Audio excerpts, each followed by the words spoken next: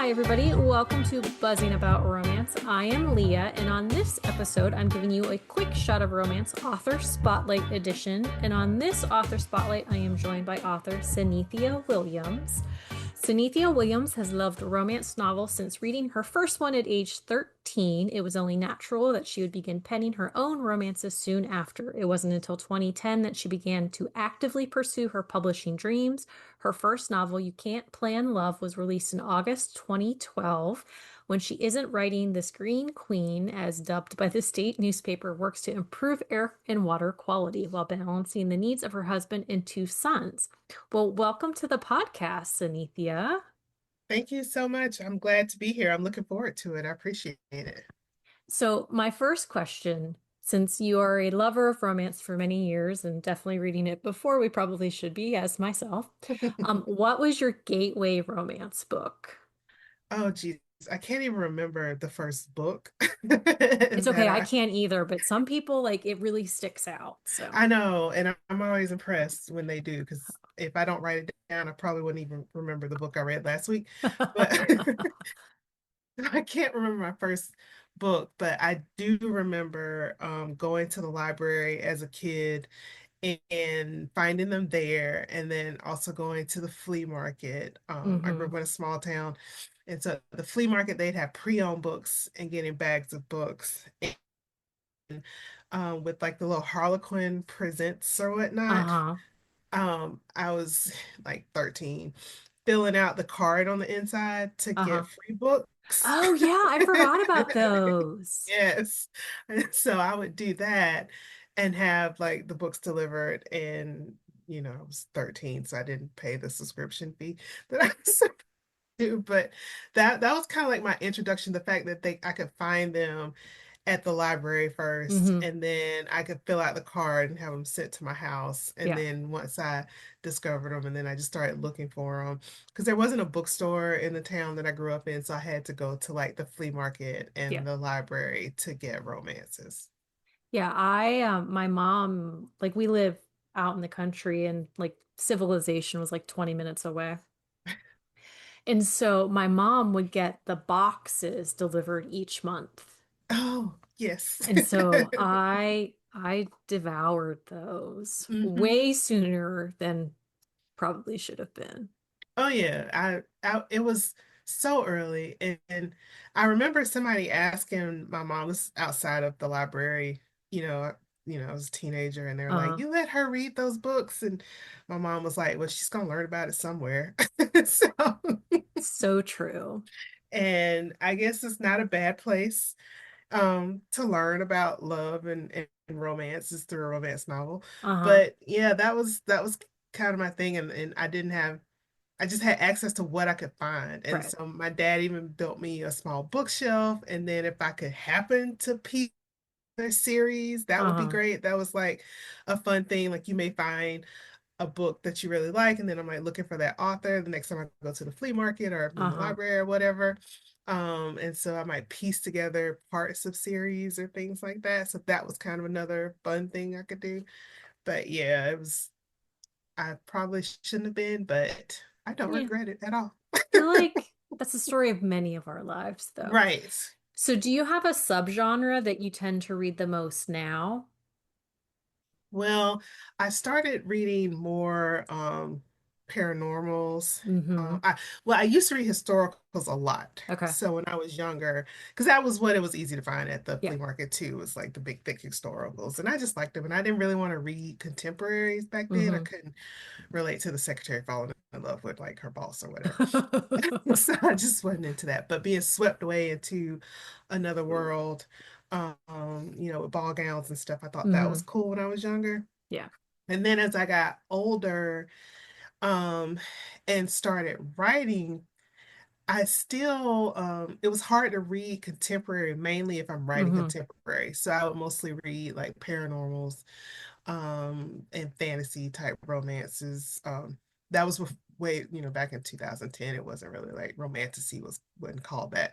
Right. But that's still what I will lean towards. And then really this past year, I've gotten back to reading a little bit more of the contemporaries Mm-hmm. and seeing reading like some of my favorites and then introduce myself to new authors as well. So yeah, that's I guess roundabout way of where I kind of read now.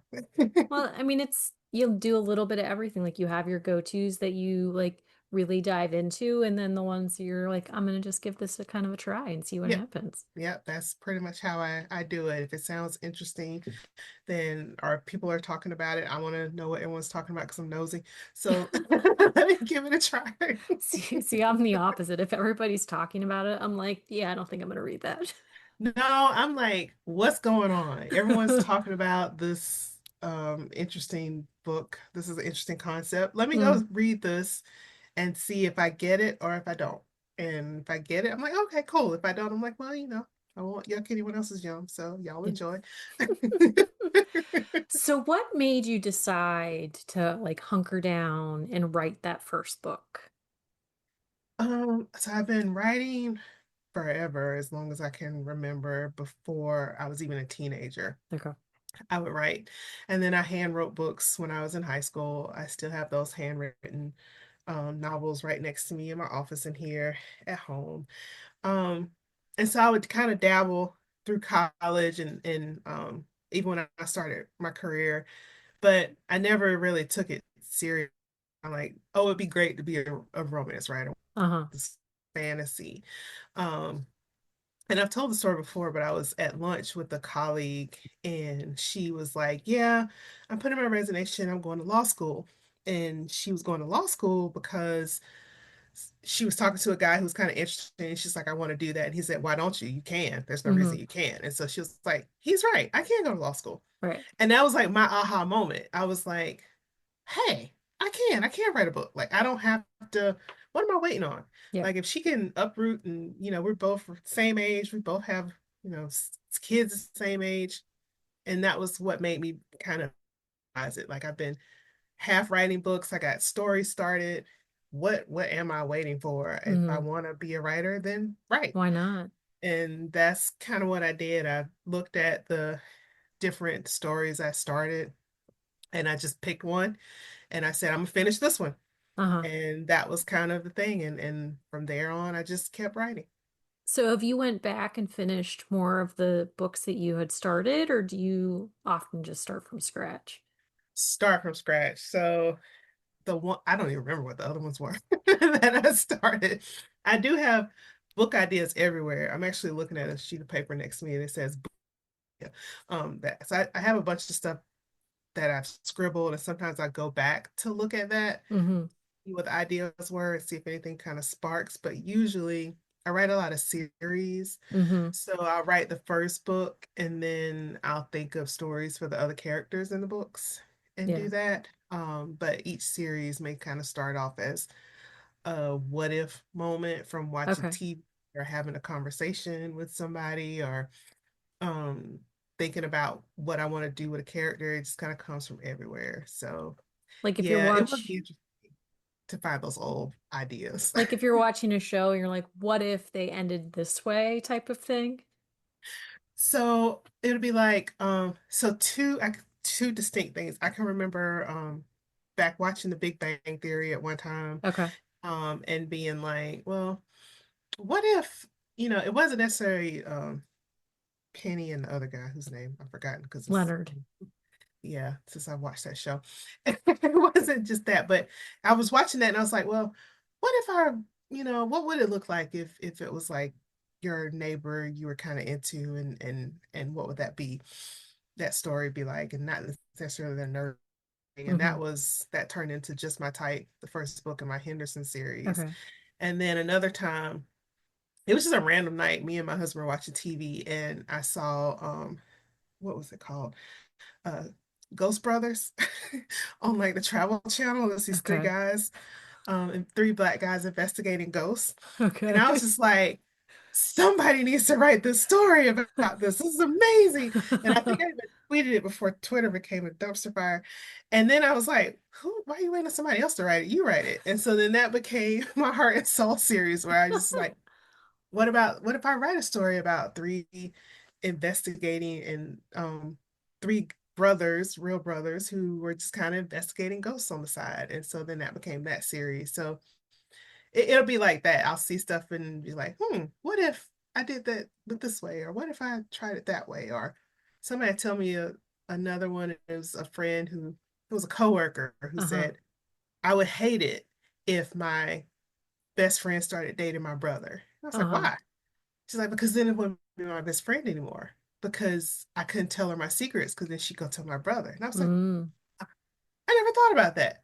What if, I'm you gonna write a know, book about that. right? What would that look like? Because brother's best friend is a popular trope. It So it'll is. be all that kind of stuff that'll just make me say, what if? And then I see if I can.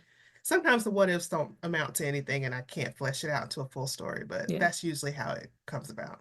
See, I mean, not as a writer, but like as a reader, like we'll come across things and it's like, oh, I would read a book about that. So then Right. we like try and manifest it into the universe and be like, author friends, if you need an idea, we could Look at we this. we need this book. Right. That's usually just keep putting it out there. Somebody Somebody will write it eventually. will eventually write it, but that's usually how my ideas come about. It's No, like, I think that's a great thing. yeah. So, how do you approach creating a compelling story and a relatable characters along with the romance? Um, yeah, I think it has to almost, I don't know if for me, I can't really separate it. Okay.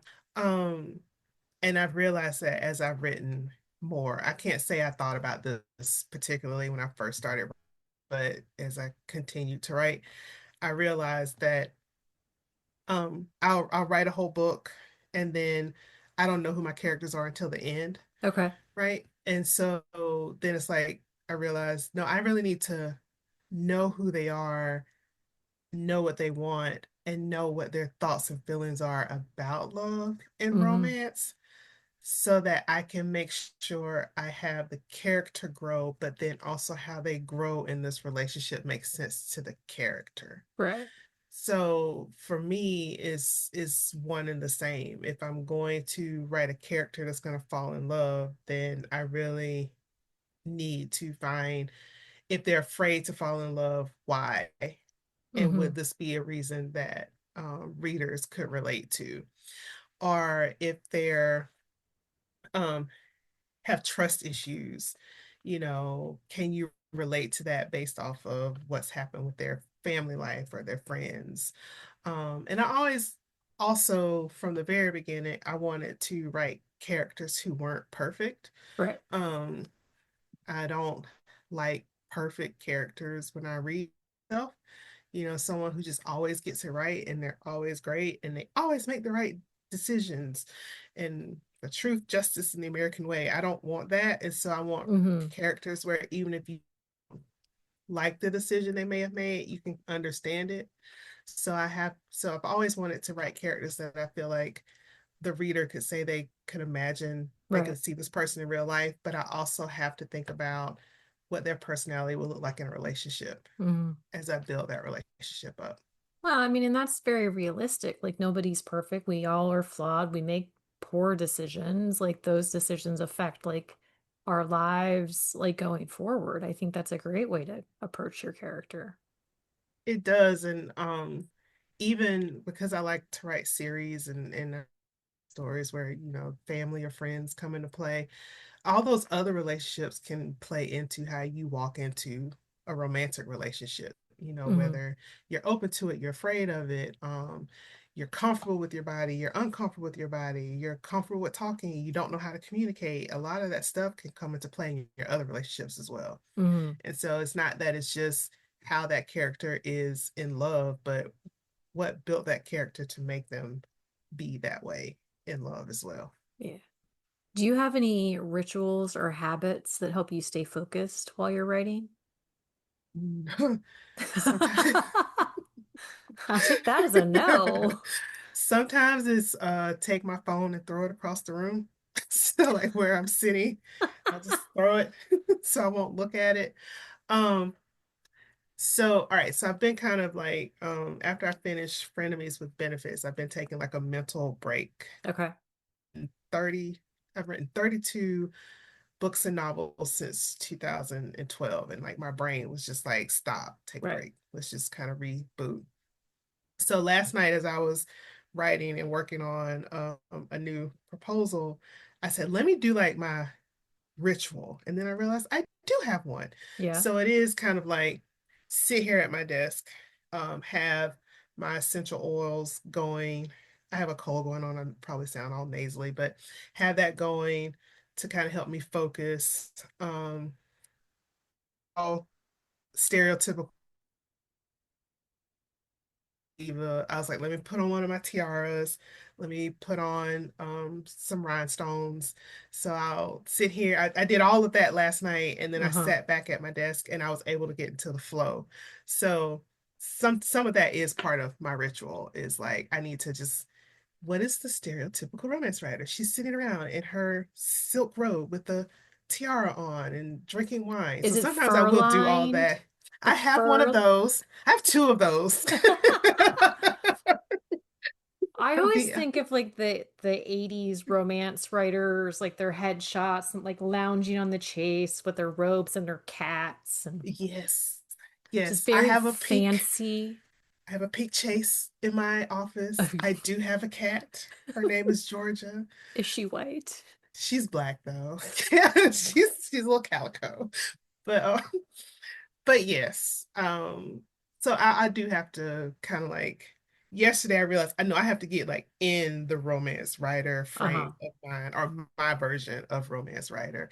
I do also write in sweatpants and all that stuff too, like a lot of people say, but sometimes I just have to go full-fledged.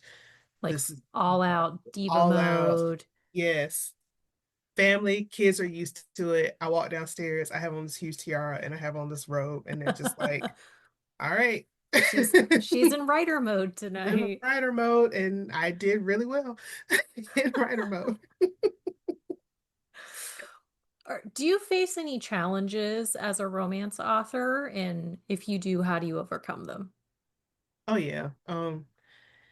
Different kind. Well, first the first one is just the challenge of writing in itself, you Hmm. know. And I don't remember where I was or who said it. It was at some conference, but years ago, but somebody said that writing is hard because you want it to be good. And Yeah. that really clicked for me.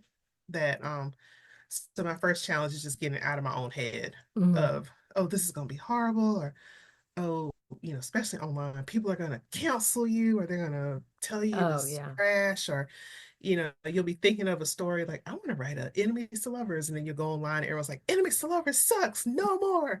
Right. So the first challenge is to shut out the noise Yeah. and to be like, yes, I can write. The other challenge, and that I can kind of control to a certain extent. That's me. Just still write the book, see what happens, put it out there. Readers like what you like. The other challenge is just being in the publishing industry in Hmm. general and putting yourself back out there, going back out on submission, having people say, oh, I can't relate to this, or oh, we Yeah. don't want this.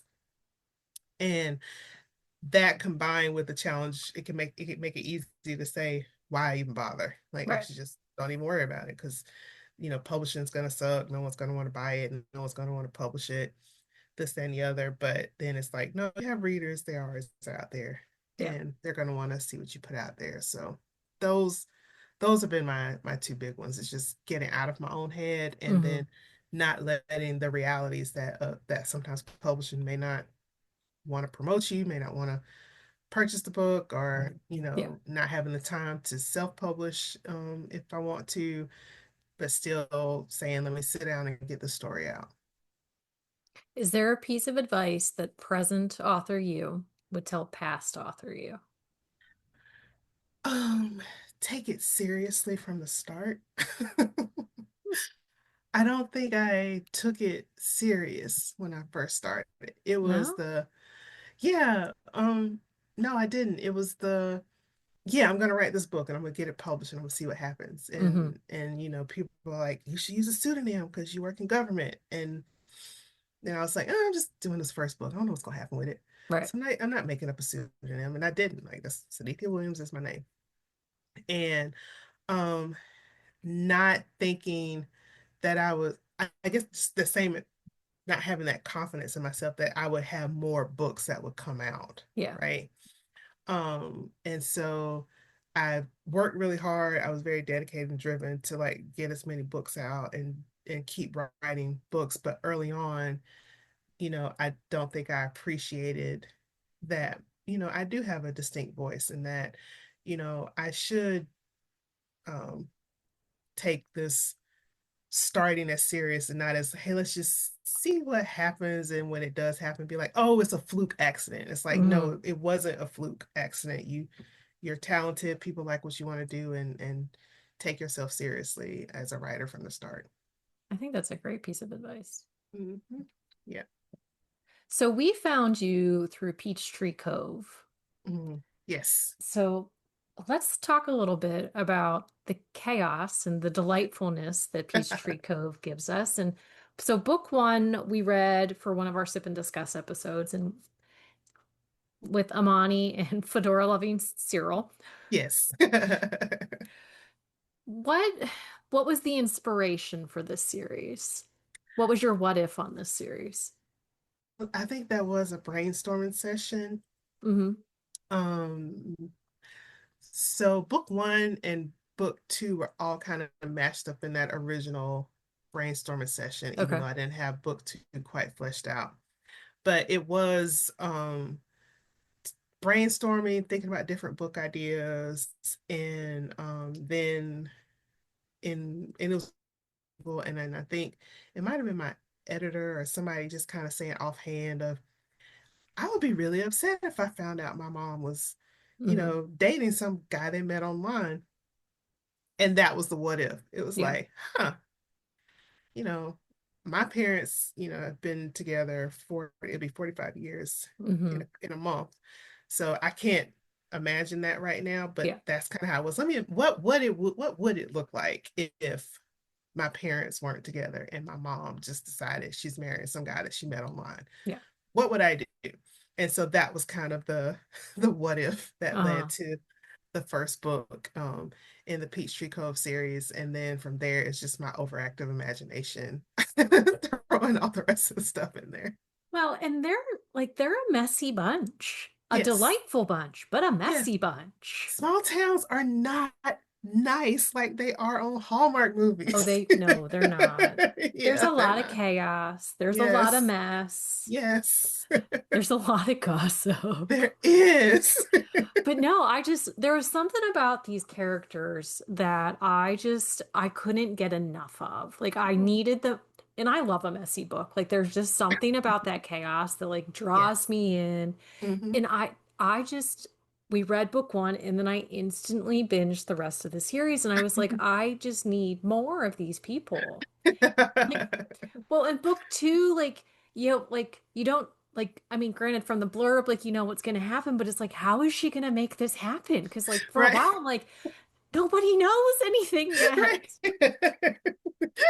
Yes, that was the like a twist on the secret baby Uh-huh. trope, right? It was kind of the same what if, because I said like the book one and two were both ideas in my brain, and then that one also stuck Yeah. too, because I think maybe I had read an article, saw something on the news, but you see these things where Ancestry or 23andMe is like ruining Mm-hmm. lives.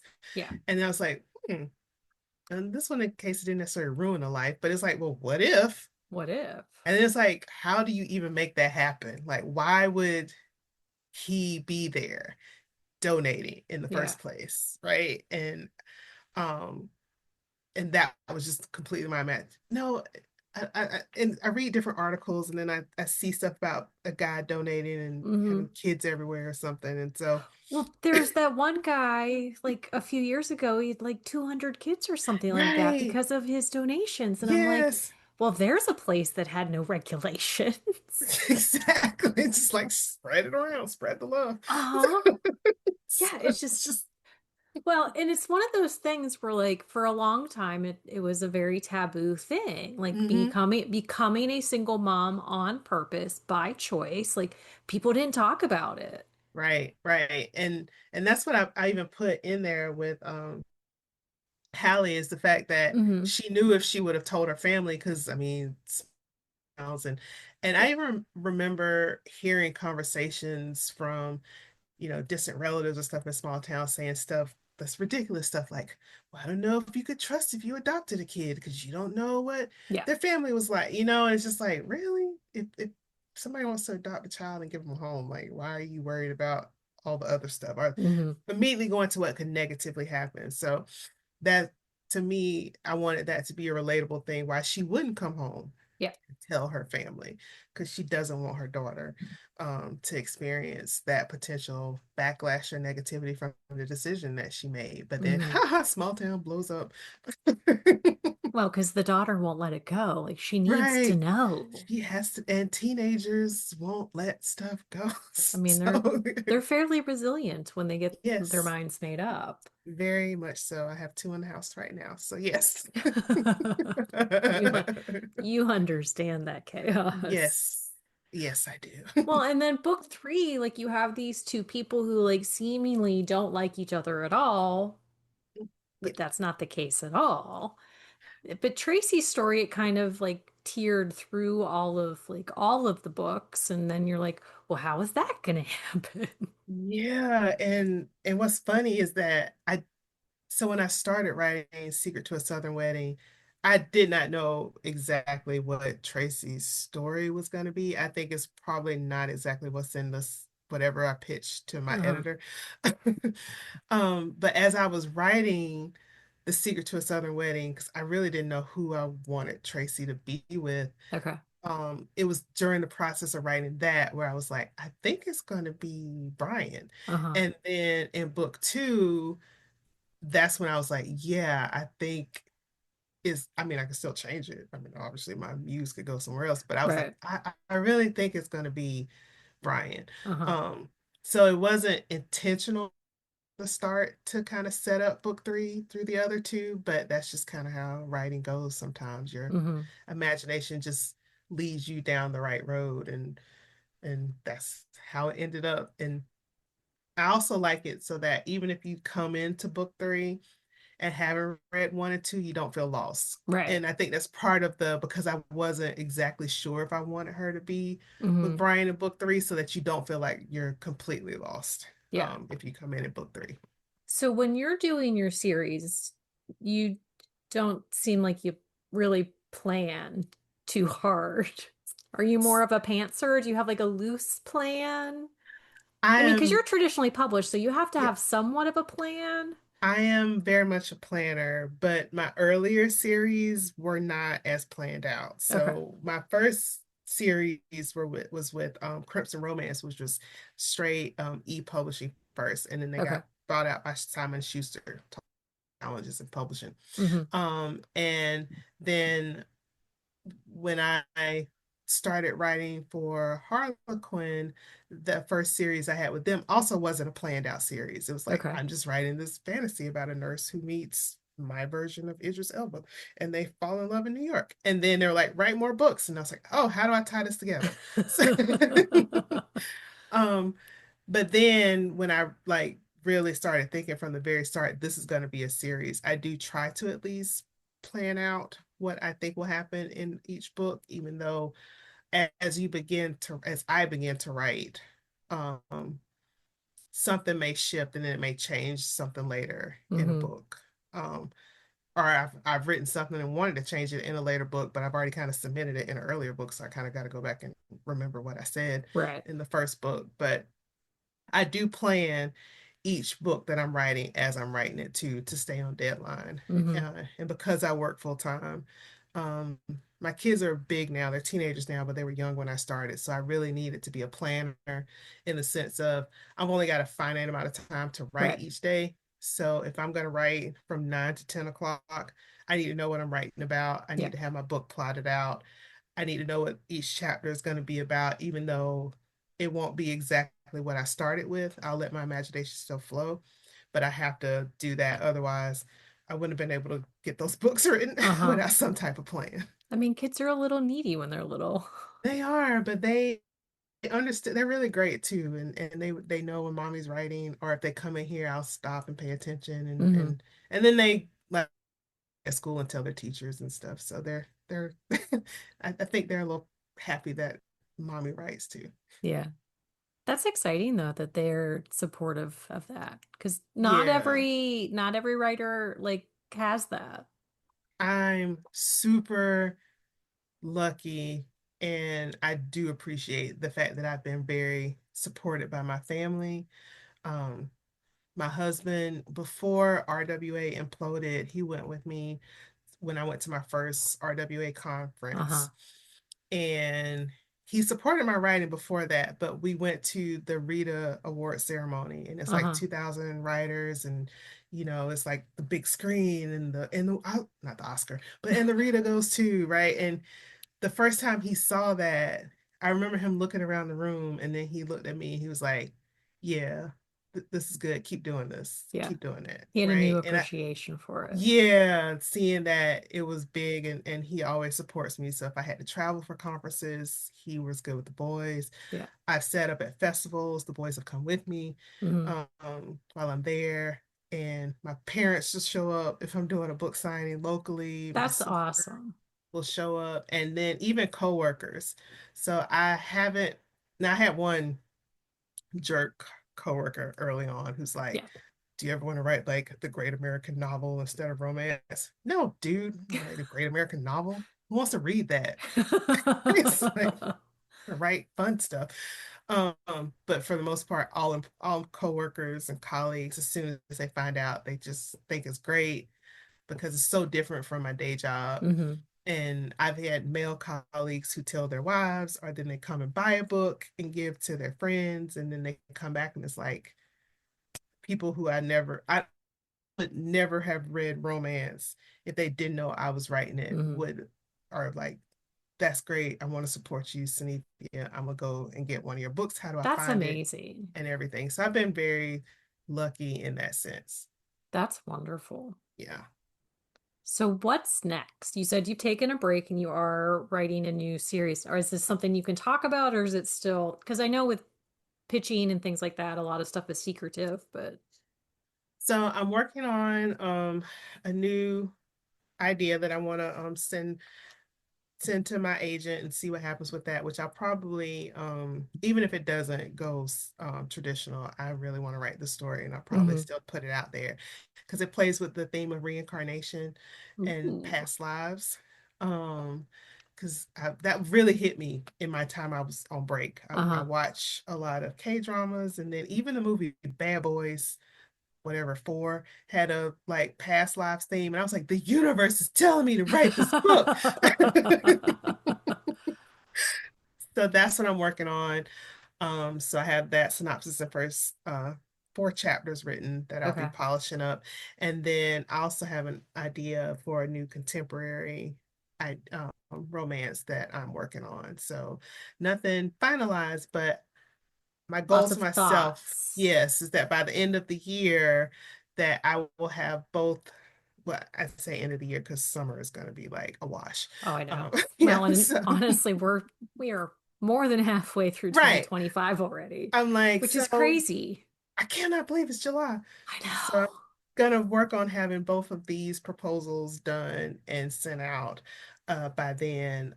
And then even yesterday, I was thinking about something my sister said, and she was like, "You should write a bunch. You love mess. You should write a bunch of just messy short stories." And I was like, "Oh, maybe I Oh, I should would do read that." those. Yes. Well, because I love a novella.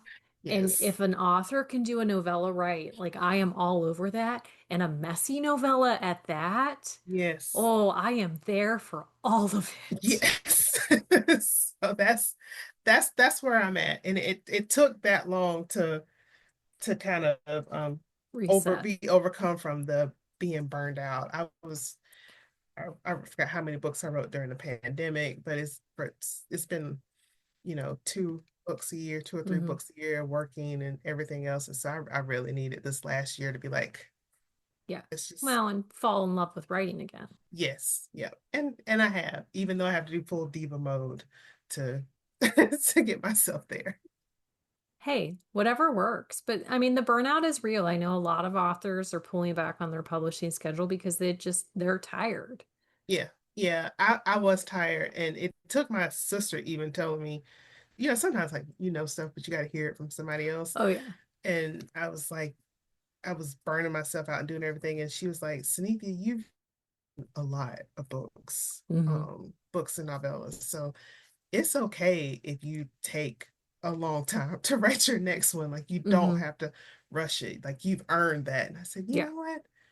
That is right. And I mad props, big ups to the authors out there who will Hmm. continue to write 2 and 3 books a year. I wish you all the best, but I've accepted that I cannot keep that's not sustainable for me Yeah. anymore. No, I think that's fair. And I think that you're aware of it is a great thing because there's a Yeah. lot of authors who they just keep pushing and you can tell. Yeah. And I don't want to keep pushing because again, I want to whatever I Enjoy. write, I want to enjoy it because publishing is hard, like the Hmm. publishing industry. And Yeah. I don't want to write something that I don't enjoy and then I put it potentially out for submission to potentially get trashed, Right. right, by editors. And then I've lost my cat just is like pay attention to me. Sorry. It's fine. Right. And then I've like set myself up to be torn down for an idea that I Hmm. didn't care about. Right. Whereas if it's a story I really love, even if publishing industry isn't interested into it, I'd still would put it out there myself, indie publish it, Yeah. and let my readers still see a different side of my creativity. Well, I look forward to anything that comes out from you anytime soon, and I will definitely keep my eye out for it. Thank you. I do appreciate that. Well, and thank you so much for joining me for this author spotlight. Thank you. It's been a fun conversation. It has. So Like I said before we started, these are one of my favorite things to do for the podcast because just talking, every author has a different experience, every author has a different process. I love doing these. I like to hear from other authors, and I listen to their podcast interviewing other authors too, because I like to hear how people got to the genre and Hmm. how they approach it in Yeah, different ways. So yeah, and even when people are like, oh, well, romance is all the same. No, it's not. it's not. It isn't. And It's not everybody's journey is completely different. Like their completely. reason for starting, how they started, it's so different person to person. Yeah, just like real life relationships are Yep. different. And that's what I tell the non-romance readers in my life. I'm like, and I ask people, how did you and your wife or how did you and your husband Hmm. get together? And no one's story is the same. Right. And then the stuff that they do, how they propose or how they met or how they plan Yeah. dates. I'm like, that could go in a romance novel. So shut up You're if like, you I'm tell going to take me. some notes now. I do, and some people have given me permission to put their stuff in books. Well, thank you so much. I appreciate it. And until next time, happy reading, everybody. Find us on Instagram at Buzzing About Romance or on Twitter at Buzzing Romance. If you like the podcast, please leave a review. If you'd like to support us directly, join the Bookcase and Coffee Patreon and receive exclusive content only available to Patreon members. Check out bookcaseandcoffee.com for our on-the-shelf show notes.